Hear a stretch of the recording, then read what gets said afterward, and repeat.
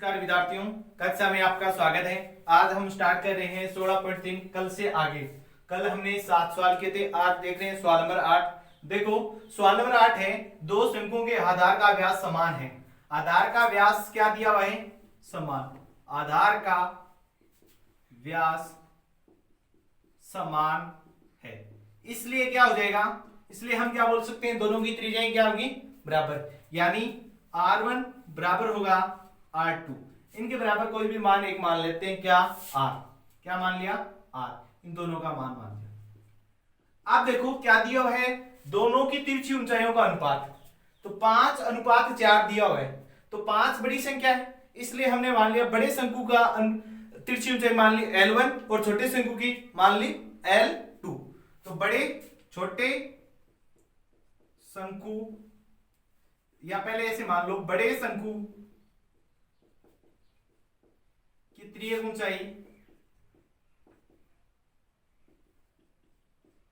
बराबर L1 माना, क्या की गई है? मानी गई है। और माना छोटे शंकु की त्रिज्यक ऊंचाई L2। ठीक है, प्रश्नानुसार क्या दिया हुआ है आपको? इनका अनुपात L1 बटे L2 बराबर दिया हुआ है 5/4, ये दिया हुआ है। अब देखो क्या दिया हुआ है साथ में, छोटे शंकु का वक्रपृष्ठीय क्षेत्रफल। छोटे शंकु का वक्रपृष्ठीय क्षेत्रफल, वक्रपृष्ठीय क्षेत्रफल क्या दिया हुआ है? 400 वर्ग सेंटीमीटर। अब देखो शंकु के वक्रपृष्ठीय क्षेत्रफल का मान क्या होता है? Pi R L. पाई आर एल। छोटे शंकु के लिए आर तो दोनों के लिए क्या है? समान है। आर दोनों के लिए समान है। एल क्या है? छोटे शंकु के लिए क्या मानी हमने? L2। तो क्या हो जाएगा? पाई आर L2 बराबर कितना हो गया? 400 वर्ग सेंटीमीटर। समीकरण नंबर 1। ठीक है, अब चलते हैं आगे। देखो क्या दिया हुआ है, अब निकालते हैं बड़े शंकु का। हमें ज्ञात क्या करना है? बड़े शंकु का वक्रपृष्ठीय क्षेत्रफल। तो बड़े शंकु का वक्रपृष्ठीय क्षेत्रफल, बड़े शंकु का वक्रपृष्ठीय क्षेत्रफल, वक्रपृष्ठीय क्षेत्रफल का मान क्या होता है? वही पाई आर एल। और इसके लिए पाई आर का मान तो वही रहेगा, एल का मान क्या हो जाएगा? बदल जाएगा, L1, क्योंकि बड़े शंकु के हमने त्रिज्यक ऊंचाई क्या मानी? L1। इनमें से L1 का मान हम निकाल सकते हैं। ये L2 भाग में है, पक्षांतरित करेंगे तो क्या हो जाएगा? L1 बराबर क्या आ जाएगा? 5/4 L2। यही तो आएगा। ये मान इस समीकरण इसमें रखें। L1 का मान रखने पर, L1 का मान रखने पर, मान रखेंगे क्या आ जाएगा? पाई आर L1 की जगह क्या रख दिया? 5/4 L2। इनको एक साथ भी लिख सकते हैं, पाई आर L2 इंटू 5/4। ठीक है, अब देखो समीकरण 1 में क्या है? पाई आर L2 बराबर कितना है? 400। समीकरण 1 से मान रखने पर इसका मान रख सकते हैं। तो समीकरण 1 से मान रखने पर, समीकरण 1 से मान रखने पर क्या रहेगा? 400 इंटू 5/4। ठीक है, 4 से काटेंगे 100 बार, 100 को 5 से गुना करेंगे 500 वर्ग सेंटीमीटर। तो अतः है बड़े शंकु का वक्रपृष्ठीय क्षेत्रफल 500 वर्ग सेंटीमीटर। देखो छोटे शंकु से बड़े शंकु का क्षेत्रफल ज्यादा आ रहा है, ये भी मान ज्यादा आना चाहिए, ध्यान रखना थोड़ा सा। ठीक है, अब देखते हैं सवाल नंबर 9 क्या है। चलते हैं सवाल नंबर 9 की तरफ। देखो सवाल नंबर 9 है, एक शंकु की त्रिज्यक ऊंचाई व त्रिज्या का अनुपात 7:4 है। यदि शंकु का वक्रपृष्ठीय क्षेत्रफल 792 वर्ग सेंटीमीटर हो तो इसकी त्रिज्या ज्ञात करो। माना शंकु की त्रिज्यक ऊंचाई है L तथा त्रिज्या R है। ठीक है, अब देखो इनका अनुपात दिया हुआ है, यानी L/R बराबर है 7/4। ठीक है, एल का मान निकालेंगे, एल बराबर क्या देगा 7/4 इंटू आर। ठीक है, समीकरण नंबर 1। अब देखो इसका क्या दिया, वक्र पृष्ठीय क्षेत्रफल। तो शंकु का वक्र पृष्ठीय क्षेत्रफल, शंकु का वक्र पृष्ठीय क्षेत्रफल कितना दिया हुआ है 792 वर्ग सेंटीमीटर। तो शंकु का वक्र पृष्ठीय क्षेत्रफल का सूत्र क्या होता है, क्या होता है पाई आर एल। पाई आर एल बराबर कितना है 792। अब देखो पाई आर एल, एल का मान कितना है 7/4 इंटू आर। मान रखेंगे pi into R into L का मान कितना है 7/4 इंटू आर बराबर कितना हो गया 792। पाई का मान क्या होता है 22/7 इंटू आर को आर से गुना लेंगे, आर का स्क्वायर इंटू 7/4 बराबर 792।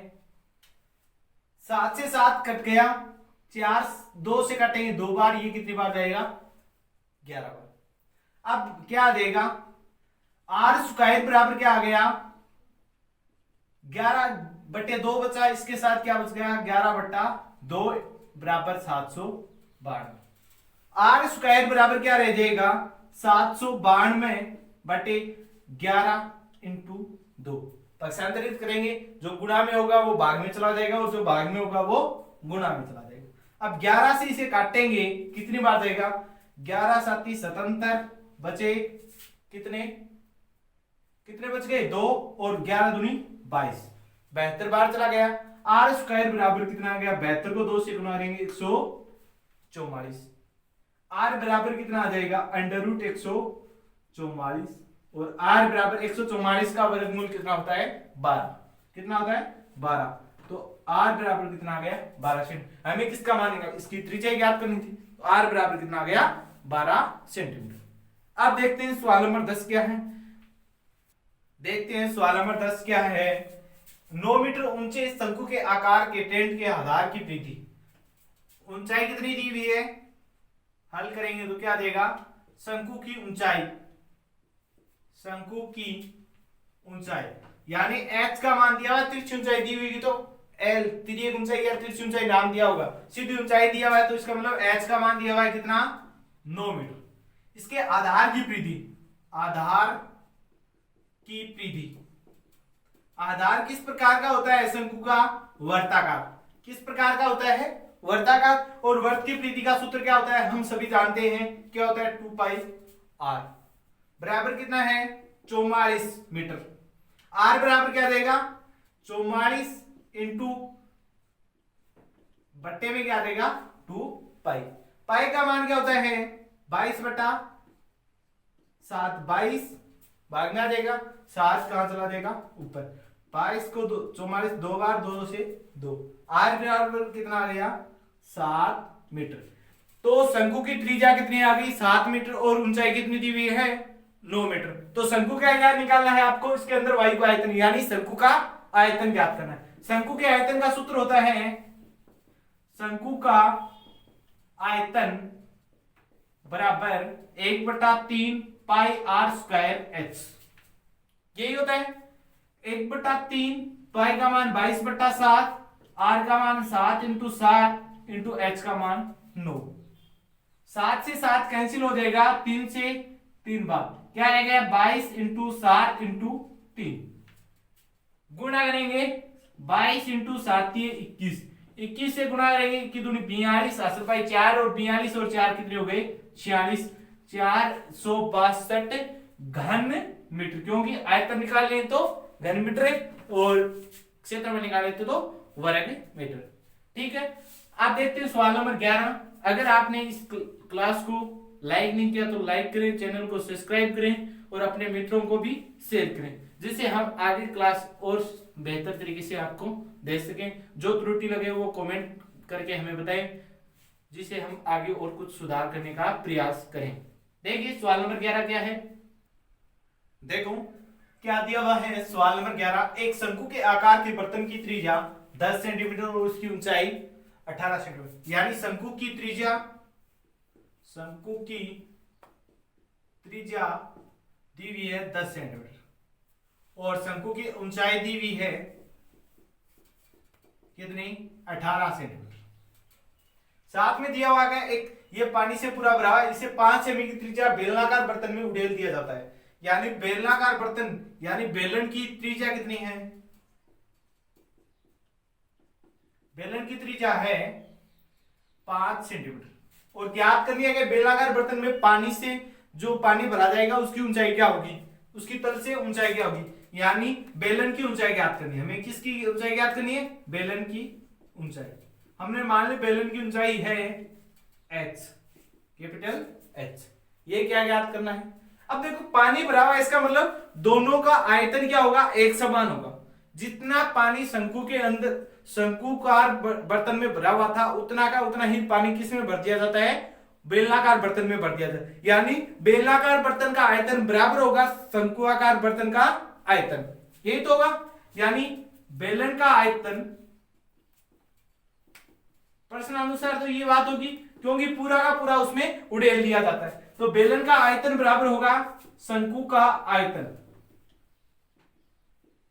बेलन के आयतन का सूत्र होता है pi r square h, pi r square h, और इसके आयतन होता है 1/3 पाई आर स्क्वायर एच। इसके आर हमने मान ली कैपिटल, दोनों के अलग अलग हो जाए इसके लिए, मतलब पाई आर स्क्वायर एच। पाई दोनों में समान रहता है क्योंकि पाई का मान तो 22/7 ही होना होता है। अब देखो इस आर का बेलन की त्रिज्या कितनी दी हुई है, 5, तो पाई इंटू 5 का स्क्वायर इंटू एच, एच का मान हमें ज्ञात करना बराबर 1/3 पाई इंटू आर का मान, शंकु की त्रिज्या कितनी दी हुई है 10, तो 10 का स्क्वायर इंटू एच का मान कितना है 18। अब देखो क्या देगा, h इंटू 5 का कितना देगा 25 इंटू पाई है ही साथ में, बराबर क्या हो जाएगा, देखो 3 से 18 को काटेंगे 6 बार, और 10 का स्क्वायर कितना होगा 100, और 10 का स्क्वायर हो गया 100 इंटू 6 इंटू पाई साथ में, ये रहा। इनको गुणा देंगे कितना आएगा, h बराबर क्या देगा, इनको गुणा देंगे 600 पाई बटे, ये किस में आ जाएगा भाग में, ठीक है, क्योंकि गुणा में था प्रसांतरित करेंगे भाग में चला जाएगा। पाई से पाई कैंसिल, क्या रह गया h बराबर 600 बटे 25, 600 में 25 का भाग देंगे कितनी बार देगा 24 बार, कितनी बार 24। मीटर में नाप है या सेंटीमीटर में, सेंटीमीटर में। अतः है बेलनाकार बर्तन में पानी की तल से ऊंचाई 24 सेंटीमीटर होगी। अतः है बेलनाकार बर्तन में शंकु पानी की तल से ऊंचाई 24 सेंटीमीटर होगी। क्या से ज्ञात किया, बेलन का आयतन बराबर क्या था शंकु का आयतन, क्योंकि जितना पानी शंकुआकार बर्तन में था उतना का उतना ही पानी बेलनाकार बर्तन में उड़ेल दिया जाता है, इसलिए हमने दोनों का आयतन बराबर रखा और फिर मान ज्ञात कर लिया। अब चलते हैं सवाल नंबर 12 की तरफ। देखो सवाल नंबर 12 क्या है, देखो सवाल नंबर 12 है 14 सेमी भुजा के घन से बड़े से बड़ा शंकु काटा जाता है, शंकु का आयतन ज्ञात करना है। देखो ये एक घन है, घन की प्रत्येक भुजाएं क्या होती हैं बराबर होती है, आपको पता है जितनी ऊंचाई उतनी उतनी ही चौड़ाई लंबाई सभी क्या होती हैं घन की बराबर होती है। अब इसे क्या काटा जाता है, एक बड़े से बड़ा घन, इस शंकु सॉरी इस प्रकार का शंकु होगा, यहां से काटा जाएगा तो शंकु की ऊंचाई कितनी होगी, जितनी इस घन की होगी उतनी ही की उतनी ऊंचाई किसकी होगी शंकु की, और इसका व्यास इस प्रकार से आधार होगा, बड़े से बड़ा आधार बढ़ता है, तो इसकी अधिकतम व्यास कितना होगा इस प्रकार से, जितनी चौड़ाई इसकी होगी, तो घन की प्रत्येक ऊंचाई बराबर होती है, तो शंकु का क्या हो जाएगा, शंकु का व्यास कितना होगा 14 सेंटीमीटर, क्योंकि घन की भुजा कितनी है 14, तो शंकु का व्यास कितना होगा 14, तो त्रिज्या कितनी हो जाएगी r, व्यास की क्या होती है आधी, 14/2 यानी 7 सेंटीमीटर, और इस शंकु की सीधी ऊंचाई h का मान क्या होगा, जितनी घन की ऊंचाई होगी उतनी ही शंकु की ऊंचाई होगी। तो अतः और शंकु की ऊंचाई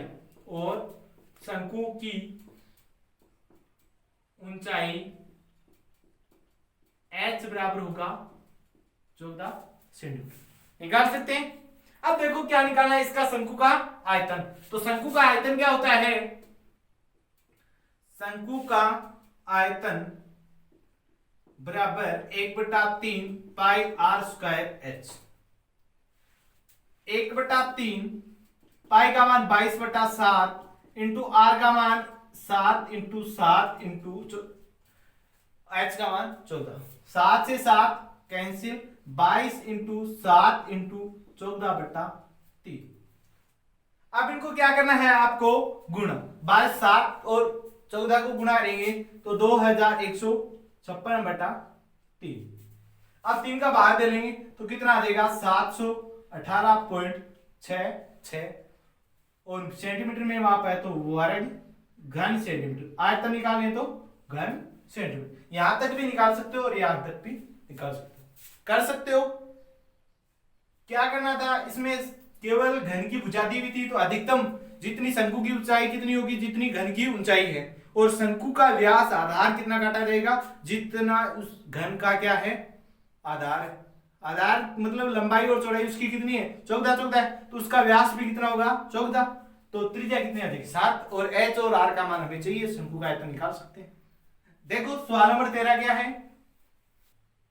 देखो सवाल नंबर 13, एक शंकु के आधार की त्रिज्या यानी आर का मान दिया हुआ है 7 सेंटीमीटर और एच का मान दिया हुआ है 24 सेंटीमीटर। क्या निकालना है? तिरछी ऊंचाई एल। तो एल और एच और आर में संबंध होता है, एल बराबर होता है √r² प्लस का h²। एल क्या होती है? तिरछी ऊंचाई। आर का मान कितना है? 7। 7 का स्क्वायर प्लस 4 24 का स्क्वायर। 7 का स्क्वायर कितना आएगा? 49 प्लस 24 का 576। दोनों को जोड़ेंगे 625। एल बराबर कितना आ गया? √625। तो एल बराबर क्या आ जाएगा? 625 का वर्गमूल 25 सेंटीमीटर। ये आ गई तिरछी ऊंचाई। अब क्या निकालना है? सभी चीजें निकाले आपने को। वक्र पृष्ठीय क्षेत्रफल। वक्र पृष्ठीय क्षेत्रफल। वक्र पृष्ठीय क्षेत्रफल का सूत्र होता है पाई आर एल। पाई आर एल। पाई का मान होता है 22/7। आर का मान कितना है? 7 इंटू एल का मान हमने कितना निकाला? 25 इंटू 25। 7 से 7 कैंसिल, 22 इंटू 25। 25 दूनी 50, 5 और 25 और 5 कितने? 50 और 5 कितने हुए? 55। तो कितना हो गया? वक्र पृष्ठीय क्षेत्रफल 550 वर्ग सेंटीमीटर। और क्या निकालना है? शंकु का संपूर्ण पृष्ठीय क्षेत्रफल। शंकु का संपूर्ण पृष्ठीय क्षेत्रफल। सीधा सूत्रों में मान रखना है आपको। संपूर्ण पृष्ठीय क्षेत्रफल सूत्र होता है pi are into L plus का आर। पाई का मान 22/7, आर का मान 7 इंटू एल कितना है? 25 प्लस 7। यही तो है। मान रखेंगे 7 से 7 कट गया, 22 इंटू 25 और 7 कितने होते हैं? 32। ये तो होते हैं 22 दूनी 44, असल पाई 4, 22 3 66 और 4 कितने हो गए? 60। कितने? 70 सॉरी। कितने हो गए? 70। 704 वर्ग सेंटीमीटर। शंकु का संपूर्ण पृष्ठीय क्षेत्रफल कितना हो गया? 704 वर्ग सेंटीमीटर। और क्या निकालना है? लास्ट चीज शंकु का आयतन। शंकु का आयतन। शंकु का आयतन का सूत्र होता है 1/3 pi r square h. 1/3 pi r square h. 1/3 pi का मान 22/7, आर का मान 7 इंटू 7, एच का मान 24। 7 से 7 3 से कितने? 8 बार। कितना रह गया? 22 इंटू 7 इंटू 8। 22 इंटू 8 तो 56। ये आएगा। अब इसको गुणा करेंगे कितना आ जाएगा? 1232 आयतन है तो घन सेंटीमीटर। घन सेंटीमीटर। तो शंकु की तिरछी ऊंचाई कितनी आई? 25 सेंटीमीटर। वक्र पृष्ठीय क्षेत्रफल 550 वर्ग सेंटीमीटर और शंकु का संपूर्ण पृष्ठीय क्षेत्रफल 704 वर्ग सेंटीमीटर और शंकु का आयतन 1232 घन सेंटीमीटर। इस प्रकार से ज्ञात कर सकते हैं, क्योंकि हमें एल, आर और एच का मान दिया होता, एल का मान निकाल लिया, फिर सीधे सूत्र के अंदर मान रखना था और सरल करना था। अब चलते हैं सवाल नंबर, इस प्रश्नावली का सवाल लास्ट 14 नंबर सवाल। देखो क्या है, देखो सवाल है, एक त्रिज्य खंड की त्रिज्या 12 सेंटीमीटर और कोण 120 डिग्री है, इसकी सीधी कोणों को संपाती करके एक शंकु बनाया जाता है। क्या बनाया जाता है? एक शंकु बनाया जाता है सीधी कोणों को संपाती करके। इस शंकु का आयतन मतलब दिया हुआ है, एक इस प्रकार का त्रिज्यखंड है, इस प्रकार का त्रिज्यखंड, इस चाप को संपाती करके यानी इसको इस प्रकार से बना के एक शंकु बनाया जाता है। इसका नाप कोण दिया हुआ है 120 डिग्री। हमें इसका ये पता हो जाएगी चाप कितनी है। ये चाप है उतनी की उतनी चाप, ये पूरी चाप को संपाती, उस चाप से ही पूरा आधार बनाया जाता है। तो इस चाप की लंबाई हम ज्ञात कर लें, इस चाप का मान ज्ञात कर लें, तो ये किस शंकु की क्या आ जाएगी? शंकु के आधार की क्या आ जाएगी? परिधि आ जाएगी। क्या आ जाएगी? शंकु के आधार की परिधि। तो हमें पता है, इससे पिछली प्रश्नावली में हमने पढ़ा था, इस शंकु, ये क्या है? त्रिज्यखंड, त्रिज्यखंड का कोण दिया हुआ है 120 डिग्री और इसके त्रिज्या कितनी दी हुई है? 12 सेंटीमीटर। ये कितनी है? 12 सेंटीमीटर। ये तो दिया हुआ है, यानी थीटा का मान, त्रिज्यखंड का कोण बराबर है 120 डिग्री और त्रिज्या है 12 सेंटीमीटर। अब हमें इस चाप की लंबाई ज्ञात करनी है। त्रिज्यखंड की चाप की लंबाई क्या होती है? चाप बराबर होता है 2 पाई आर थीटा बट्टा 360। ये पिछली प्रश्नावली में हमने सूत्र पढ़ा था, 2 पाई आर इंटू थीटा बट्टा 360। 2 पाई इंटू आर का मान कितना है? 12 इंटू थीटा का मान 120 बटा 360। ये 0 से 0 12 आती है 36 और 3 से काटेंगे 4 बार, कितना आ गया? 8 पाई। तो चाप की लंबाई कितनी आ गई? 8 पाई। ये क्या हो जाएगी? इस शंकु के आधार की परिधि। ये क्या हो गया? अब शंकु, और शंकु के आधार की परिधि कितनी है? 8 पाई। अतः है शंकु के आधार की परिधि, शंकु के आधार की परिधि कितनी है? 8 पाई। आधार किस प्रकार का होता है शंकु का? वर्ताकार, यानी 2 पाई आर। 2 पाई आर बराबर कितना आ गया? 8 पाई। पाई से पाई कट गया, आर बराबर क्या आ जाएगा? 8/2। आर बराबर कितना आ गया? 4 सेंटीमीटर। आर का मान कितना आ गया? 4 सेंटीमीटर। ये त्रिज्या किसकी आई है? शंकु की त्रिज्या। तो शंकु की त्रिज्या कितनी आ गई? शंकु की त्रिज्या तो आ गई 4 सेंटीमीटर। और ये शंकु के लिए क्या होगी? तिर्यक ऊंचाई। क्या होगी? तिर्यक ऊंचाई। तो शंकु की तिर्यक ऊंचाई क्या है? 12 सेंटीमीटर। यही तो है। अब हमें आयतन ज्ञात करना। आयतन के लिए तो हमें h का मान चाहिए, तो h का मान ज्ञात करना होगा। h का मान क्या होता है? एल स्क्वायर बराबर क्या होता है? आर का स्क्वायर प्लस एच का स्क्वायर। जानते हैं? तो एच स्क्वायर बराबर क्या हो जाएगा? एल स्क्वायर, ये आर का पक्षांतर कर देंगे तो एल स्क्वायर माइनस का आर स्क्वायर। एच बराबर क्या आ जाएगा? अंडर रूट एल का स्क्वायर माइनस आर का स्क्वायर। मान रखेंगे एल का मान है 12, 12 का स्क्वायर माइनस आर है 4, 4 का स्क्वायर। 12 का स्क्वायर होता है 144 माइनस 4 का होता है 16। 144 में से 16 घटाएंगे तो ये h बराबर क्या रहेगा? Under root 128। Under root 128। 128 को क्या लिख सकते हैं हम?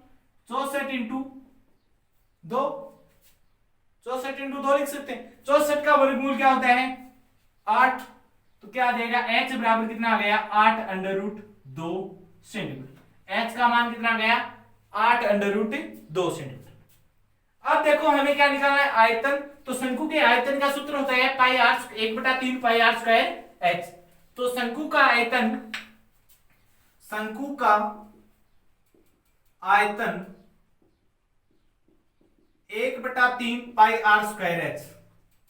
यही तो होगा। 1/3 पाई का मान 22/7 इंटू आर का मान कितना है, त्रिज्या कितनी है 4, तो 4 का स्क्वायर इंटू एच का मान कितना है 8√2, यही है। अब देखो क्या रहेगा 1/3, 3 को 7 से गुणा करेंगे 21, ये ऊपर क्या रह गया 22 इंटू 4 का 16 इंटू 8√2/7, ये 21। इनको गुणा रे 22 को 16 को 8 को √2 को, √2 का मान क्या होता है 1.414, मान रख के क्या कर सकते हैं सरल कर सकते हैं। और अगर सरल नहीं करते हो तो इनको सीधा गुणा कर लो, 22 को 16 को और 8 को, 22 को 16 को गुणा करेंगे कितना आएगा 16 दूनी 32, 3 32 और 3 कितने हो गए 35, 352, 16 दूनी 32, 7 बाई 3, 32 और 3 कितने हो गए 35। अब किससे गुणा कर लो 8 से, 8 दूनी 16 असल बाई 1 40, 1 8 पंचो 40 और 1 41 असल बाई 4, 8 3 24 और 4 कितने हो गए 28। तो कितना आ गया 2816√2/21।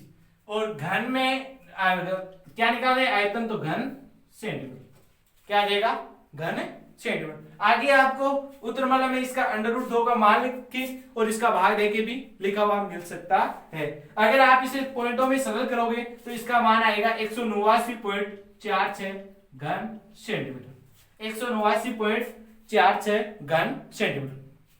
आज का सवाल लास्ट था, यहाँ पे 16.3 प्रश्नावली यहाँ पे कंप्लीट होती है। अब कल की कक्षा में हम पढ़ेंगे गोला, गोले का आयतन, गोले का पृष्ठीय क्षेत्रफल, अर्धगोले का क्षेत्रफल, इनके बारे में। आज 16.3 पूरी होती है, मतलब शंकु का पृष्ठीय क्षेत्रफल और शंकु का आयतन की प्रश्नावली जो मटेरियल था वो हम यहाँ पे कंप्लीट करते हैं। आगे की क्लास कल में पढ़ेंगे हम गोले का आयतन, गोले का पृष्ठीय क्षेत्रफल, इनके बारे में। जय हिंद, जय भारत। अभी तक चैनल को सब्सक्राइब नहीं किया है तो जरूर से चैनल को सब्सक्राइब कर लीजिए, और जो त्रुटि लगे वो कमेंट में बताएं, और जो आपके सामने समस्याएं आ रही हैं वो भी कमेंट के माध्यम से हमें बताएं, जिससे हम अगली वाली क्लास में आपको सुधार दे सके। मैंने आपको पहले भी बता दिया था, आज और फिर से बता रहा हूँ, जो भी समस्याएं इस सप्ताह की रही हैं या पीछे की प्रश्नावलियों की रही हैं तो हमें आज कमेंट करके बता दीजिए, जिससे हम संडे की क्लास में आपको उन समस्याओं के समाधान लेके आ सकें।